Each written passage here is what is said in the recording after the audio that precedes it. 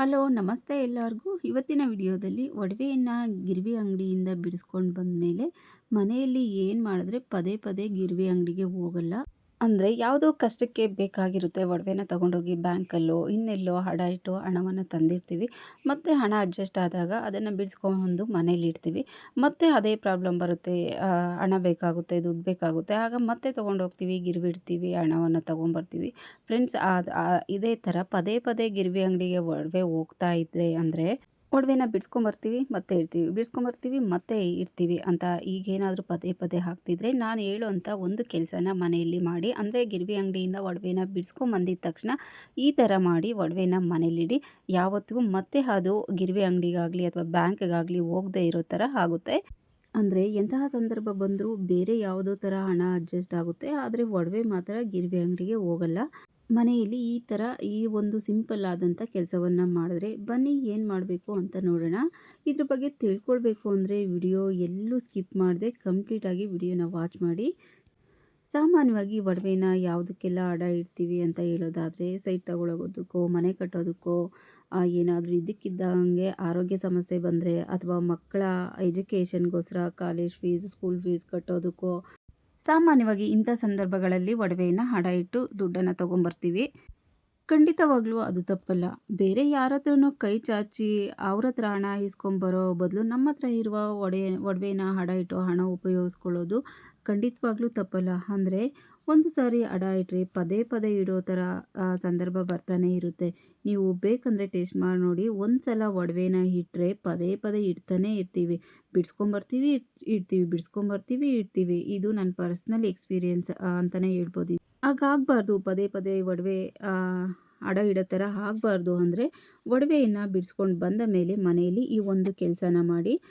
ಆದಷ್ಟು ಒಡವೆ ಪದೇ ಪದೇ ಹೋಗೋದನ್ನು ತಪ್ಪುತ್ತೆ. ಅಂದರೆ ಗಿರ್ವಿ ಅಂಗಡಿಗೆ ಹೋಗೋದು ತಪ್ಪುತ್ತೆ. ಬೇರೆ ಯಾವುದೋ ಒಂದು ಥರದಲ್ಲಿ ಹಣ ಅಡ್ಜಸ್ಟ್ ಆಗೋ ರೀತಿಯಲ್ಲಿ ಆಗುತ್ತೆ. ಇನ್ನು ಚಿನ್ನ ಅಂದರೆ ಲಕ್ಷ್ಮಿ ಅಂತ ಕರಿತೀವಿ. ಒಡವೆ ಅಂದರೆ ನಮಗೆಲ್ಲ ಒಂಥರ ಎಮೋಷನಲ್ ಫೀಲಿಂಗ್ಸ್ ಅಂತಲೇ ಹೇಳ್ಬೋದು. ಅಂದರೆ ಎಮೋಷನಲ್ ಅಟ್ಯಾಚ್ಮೆಂಟ್ ಅಂತಲೇ ಹೇಳ್ಬೋದು. ಒಡವೆ ಅಂದರೆ ಅಷ್ಟು ಅಟ್ಯಾಚ್ಮೆಂಟ್ ಇರುತ್ತೆ ನಮಗೆ. ಅದರಲ್ಲೂ ನಮ್ಮಂಥ ಮಿಡಲ್ ಕ್ಲಾಸ್ ಲೇಡೀಸ್ ಚಿನ್ನಕ್ಕೆ ಹೆಚ್ಚಿನ ಪ್ರಾಮುಖ್ಯತೆಯನ್ನು ಕೊಡ್ತೀವಿ ಅಂತಲೇ ಹೇಳ್ಬೋದು. ಯಾಕೆ ಅಂತ ಅಂದರೆ ಒಂದೊಂದು ರೂಪಾಯಿ ಸೇರಿಸಿ ಯಾವುದ್ಯಾವುದೋ ಥರನೋ ಸೇವಿಂಗ್ಸ್ ಮಾಡಿ ತುಂಬ ಆಸೆಯಿಂದ ಚಿನ್ನನ ಖರೀದಿ ಮಾಡಿ ಇಟ್ಕೊಂಡಿರ್ತೀವಿ. ಯಾಕೆಂದರೆ ಯಾವುದೋ ಒಂದು ಕಷ್ಟ ಕಾಲಕ್ಕೆ ಉಪಯೋಗ ಬರುತ್ತೆ ಅಂತ. ಹೌದು, ಅದು ನಿಜಾನೇ. ಈಗ ಪದೇ ಪದೇ ಅಡ ಇಡಬಾರ್ದು. ಒಡವೆ ಮೇಲೆ ಬಂಡವಾಳ ಹಾಕಿದ್ದು, ಭೂಮಿ ಮೇಲೆ ಬಂಡವಾಳ ಹಾಕಿದ್ದು ಯಾವತ್ತಿಗೂ ಲಾಸ್ ಆಗಲ್ಲ. ಅದು ಡಬ್ಬಲ್ ಆಗ್ತಾನೆ ಇರುತ್ತೆ. ನಾವು ಒಡವೆ ತಗೊಳ್ಳೋವಾಗೆ ತಗೊಂಡಿರ್ತೀವಿ, ಅಯ್ಯೋ ದುಡ್ಡಿದ್ರೆ ಇರಲ್ಲಪ್ಪ, ಒಡವೆ ಇದ್ದರೆ ಬೇಕಾದಾಗ ಅಡ ಇಡ್ಬೋದು, ದುಡ್ಡನ್ನು ತಗೊಂಬರ್ಬೋದು ಕಷ್ಟ ಕಾಲಕ್ಕೆ ಅಂತ ಅಂದ್ಕೊಂಡೇ ತೊಗೊಳ್ತೀವಿ. ಆದರೆ ಪದೇ ಪದೇ ನಾವು ಅಲ್ಲಿ ಗಿರ್ವಿ ಅಂಗಡಿಯಲ್ಲಿ ಇಡೋದು, ಬಿಡಿಸ್ಕೊಂಬರೋದು, ಅದಕ್ಕೆ ಬಡ್ಡಿ ಕಟ್ಟೋದು, ಈ ಥರ ಎಷ್ಟು ಸಾರಿ ಅಂತ ಮಾಡೋಕ್ಕಾಗುತ್ತೆ. ಅದಕ್ಕೆ ಒಂದು ಮನೆಯಲ್ಲಿ ಈ ಸಿಂಪಲ್ ಆದ ಕೆಲಸವನ್ನು ಮಾಡ್ಕೊಳ್ಳಿ. ತುಂಬಾ ಸಿಂಪಲ್ ಅಂತ ಹೇಳ್ಬೋದು. ಬನ್ನಿ ಏನದು ಅಂತ ನೋಡೋಣ. ನೋಡಿ, 2 ಬಟ್ಲಲ್ಲಿ ಸಪ್ರೇಟಾಗಿ ನೀರನ್ನು ಇಟ್ಟಿದ್ದೀನಿ. ಒಂದು ಬಟ್ಲಲ್ಲಿರೋ ನೀರಿಗೆ ಸ್ವಲ್ಪ ಅರಿಶಿನ, ಸ್ವಲ್ಪ ಉಪ್ಪು, 1 ಸ್ಪೂನ್ ಹಾಲನ್ನು ಹಾಕಿ ಚೆನ್ನಾಗಿ ಮಿಕ್ಸ್ ಮಾಡ್ತಾಯಿದ್ದೀನಿ. ಫ್ರೆಂಡ್ಸ್, ನಿಮಗೆ ಗಂಜಲ ಅಂದರೆ ಗೋಮೂತ್ರ ಸಿಕ್ಕಿದ್ರೆ 1 ಸ್ಪೂನ್ ಹಾಕಿ. ಅದು ಎಲ್ಲರಿಗೂ ಸಿಗಲ್ಲ. ಸಿಕ್ಕಿದ್ರೆ ಹಾಕಿ, ಇನ್ನೂ ತುಂಬಾ ಶ್ರೇಷ್ಠ ಅಂತ ಹೇಳ್ಬೋದು, ತುಂಬಾ ಒಳ್ಳೆಯದು ಅಂತ ಹೇಳ್ಬೋದು. ನೋಡಿ, ಇದನ್ನು ಮೂರನ್ನು ಹಾಕಿ ಮಿಕ್ಸ್ ಮಾಡಿ ನೀವು ಬ್ಯಾಂಕಿಂದ ಆಗಲಿ ಗಿರ್ವಿ ಅಂಗಡಿಯಿಂದ ಆಗಲಿ ಎಲ್ಲೋ ಫ್ಲೆಡ್ಜ್ ಮಾಡಿರ್ತೀವಲ್ವ ಒಡವೆನ ಬಿಡಿಸ್ಕೊಂಬರ್ತೀರಾ. ಆಗ ನೋಡಿ, ಇದು ಮೂರನ್ನು ಮಿಕ್ಸ್ ಮಾಡಿ ಅದನ್ನು ಈ ಥರ ಚೆನ್ನಾಗಿ ವಾಶ್ ಮಾಡಿ. ಇನ್ನೊಂದೇನಪ್ಪ ಅಂದರೆ ನೀವು ಬ್ಯಾಂಕಲ್ಲಿ ಇಟ್ಟಿರ್ತೀರಾ ಅಂತ ಅಂದ್ಕೊಳ್ಳಿ, ಅಲ್ಲಿ ಬಿಡಿಸ್ಕೊತೀರಾ. ಈಗ ನಾನು ಬಳೆನ ಇಟ್ಟು ನೋಡಿಸ್ತಿದ್ದೀನಿ. ಬಳೆ ಬಿಡಿಸ್ಕೊಂಬಿಡೋದು, ಅಲ್ಲಿ ಬಿಡಿಸ್ಕೊಂಡಿದ್ದ ತಕ್ಷಣ ಅಲ್ಲೇ ಕೈಗೆ ಹಾಕ್ಕೊಂಬಂದ್ಬಿಡೋದು. ಈಗ ಇಯರಿಂಗ್ಸು ಹಾಗೆ ಕಿವಿಗೆ ಇಟ್ಕೊಂಬಂದ್ಬಿಡೋದು. ಉಂಗುರ ಏನಾದರೂ ಇಟ್ಟಿದ್ರೆ ಹಾಗೆ ಕೈಗೆ ಹಾಕ್ಕೊಂಬಂದ್ಬಿಡೋದು. ಆ ಥರ ದಯವಿಟ್ಟು ಮಾಡಲೇಬೇಡಿ. ಮನೆಗೆ ತಂದು ನೋಡಿ, ಈ ಮೂರನ್ನು ಹಾಕಿ ಮಿಕ್ಸ್ ಮಾಡಿ ಅದರಲ್ಲಿ ಚೆನ್ನಾಗಿ ತೊಳಿರಿ. ಸ್ವಲ್ಪ ನೋಡಿ, ಹಿಂದೆ ಮುಂದೆ ಎಲ್ಲ ಚೆನ್ನಾಗಿ ತೊಳಿರಿ. ಈ ಥರ ಮುಣಸಿ ತೊಳಿರಿ. ಒಂದು 5-6 ಸಾರಿ ಈ ಥರ ಮುಣುಗಿಸಿ ಎತ್ತಿ. ಅದರಲ್ಲಿರೋ ನೆಗೆಟಿವಿಟಿ ಎಲ್ಲ ಹೋಗುತ್ತೆ. ಈಗ ನಾವು ಸಮುದ್ರ ಸ್ನಾನ, ನದಿ ಸ್ನಾನ ಎಲ್ಲ ಮಾಡ್ತೀವಲ್ವ, ನಾವು ಪಾಪ ಎಲ್ಲ ಕಳೆಯುತ್ತೆ ಅಂತ, ಅದೇ ಥರ ಇದೂ. ಈಗ ಇನ್ನೊಂದು ಬಟ್ಲಲ್ಲಿ ನೀರು ಹಾಕಿರ್ತೀವಲ್ವ, ಅದು ಚೆನ್ನಾಗಿರೋ ನೀರು, ಇದಕ್ಕೇನು ಮಿಕ್ಸ್ ಆಗಿಲ್ಲ. ಇದರಲ್ಲೂ ಅಷ್ಟೇ ಚೆನ್ನಾಗಿ ತೊಳಿರಿ.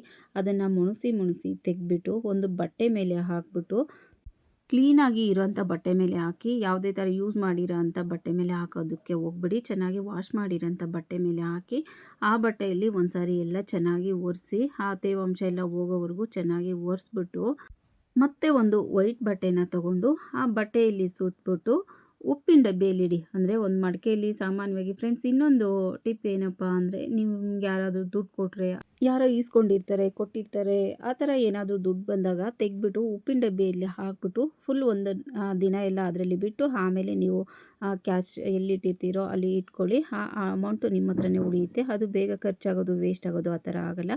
ಈ ಒಡವೆನೂ ಅಷ್ಟೇ ಬ್ಯಾಂಕಿಂದ ತಂದಾದಮೇಲೆ ನೀವು ನೋಡಿ ಈ ಥರ ಎಲ್ಲ ವಾಶ್ ಮಾಡಿಬಿಟ್ಟು ಒಂದು ಬಿಳಿ ಬಟ್ಟೆಯಲ್ಲಿ ಸುತ್ತಬಿಟ್ಟು ಉಪ್ಪಿನ ಡಬ್ಬದಲ್ಲಿ ಇಟ್ಟು ಒಂದಿನ ಹಾಗೆ ಇಟ್ಟು ಆಮೇಲೆ ನಿಮ್ಗೆ ಎಲ್ಲಿ ಬೇಕೋ ಅಲ್ಲಿ ಇಟ್ಕೊಳ್ಳಿ. ಬ್ಯಾಂಕಿಗೆ ಯಾವತ್ತೂ ಹೋಗಲ್ಲ, ಮನೆಯಲ್ಲೇ ಇರುತ್ತೆ ಒಡವೆ.